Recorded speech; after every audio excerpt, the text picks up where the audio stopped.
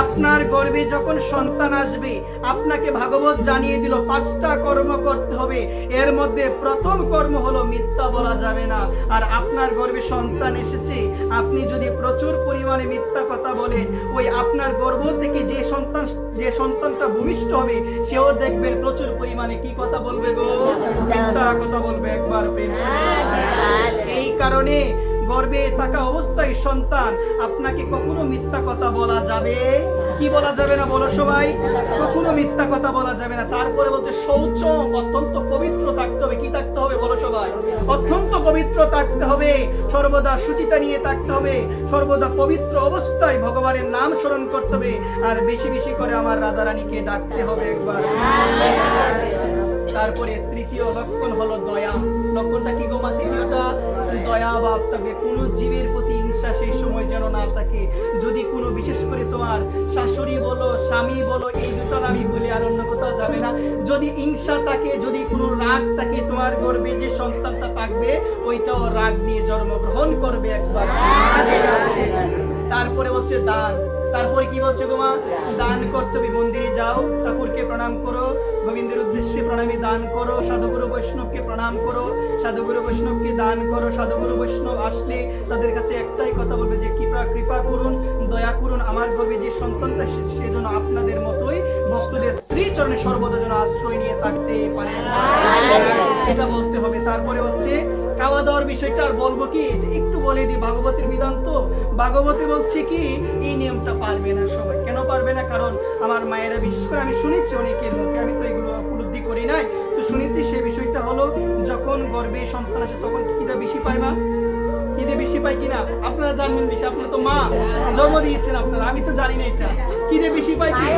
ভাগবত সবারটা সমান না। তো ভাগবতে বলছে একবার আহার করা উচিত, একবার আহার করা উচিত, আর বাকি সময় ফল আহার করা উচিত। মানে একবার অন্ন আহার আর বাকি সময় কি খেতে হবে? ফল খেতে হবে। তারপরে ভাগবত আবার বলে দিল যদি না পারো খাও, কিন্তু কি করতে হবে?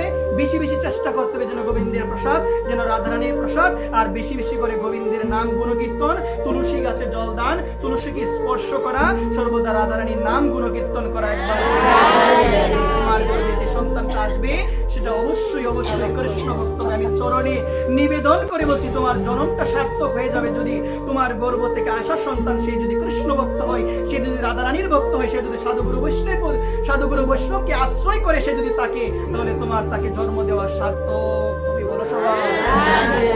এই কারণে আমি আমার মায়েদের শ্রীচরণে অনুরোধ করে বলছি, মা একটা কৃষ্ণ ভক্ত সন্তান সেই বুঝতে পারে মা বাবার গুরুত্ব কাকে বলে।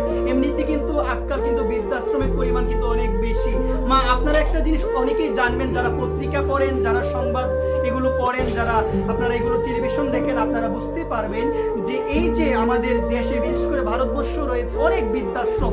ওই বৃদ্ধাশ্রমে বিভিন্ন সাংবাদিকরা যাওয়ার পরে তারা যে বিষয়টি আমাদেরকে জানিয়েছেন সেই বিষয়টি হলো ওই বৃদ্ধাশ্রমের মধ্যে যারা থাকে তাদের অধিকাংশ ছেলে মেয়েরা হলো শিক্ষিত, ডাক্তার, ইঞ্জিনিয়ার, মাস্টার। একবার মাস্টার বানালো, ইঞ্জিনিয়ার বানালো, কিন্তু সেই সন্তানের ঘরে একটু পরিমাণ জায়গা নাই, তাদের টাকা একটু পরিমাণ জায়গা নেই। কিন্তু মা আমি ভাবি কি সেই সন্তানটা যদি কৃষ্ণ ভক্ত হয়, রাধারানীর ভক্ত হয়, মাকে কঠোর কথা বলার আগে একটাবার ভাববে, মাকে কঠোর বচন বলার আগে একটাবার চিন্তা করবে আমার মা যদি কষ্ট পায় গোবিন্দ তো আমাকে কোনোদিন ক্ষমা করবে না, আমার বাবা যদি অপ্রসন্ন হয় গোবিন্দ তো কোনোদিন ক্ষমা করবে না। এই কারণে সাবধান থাকে।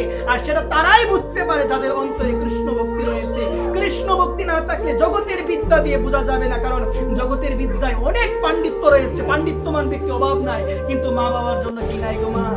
জায়গা নাই, ঘরে ভাত নাই, কত তিরস্কার, কত অবহেলা, কত যে কি বলে গো মা। অনেক অনেক সন্তান কি ভালোবাসে মাকে, আর বিবাহ করলো 1 বছর 2 বছর গেল, সংসারটার মধ্যে ধরে গেল ফাটল। আগের মতো ভালোবাসা নাই, আগের মতো আনন্দ নাই, সব কিছু উদাও হয়ে গিয়েছে। বলো সবাই। কিন্তু আমি ভাবি একটা কথা, মা একটা সন্তানকে মা যখন জন্ম দেয়, আপনারা যারা বিভিন্ন সংবাদপত্র পড়েন আপনারা বুঝতে পারবেন বিষয়টা। আর মায়েরা তো আমার জানে ভালো, এটা তো মায়েরা অনেক ভালো বোঝে। মা যখন সন্তানকে জন্ম দেয় কতটুকু ব্যথা যে সহ্য করে, এটা মেডিকেল সায়েন্স আমাদের জানিয়ে দিয়েছেন।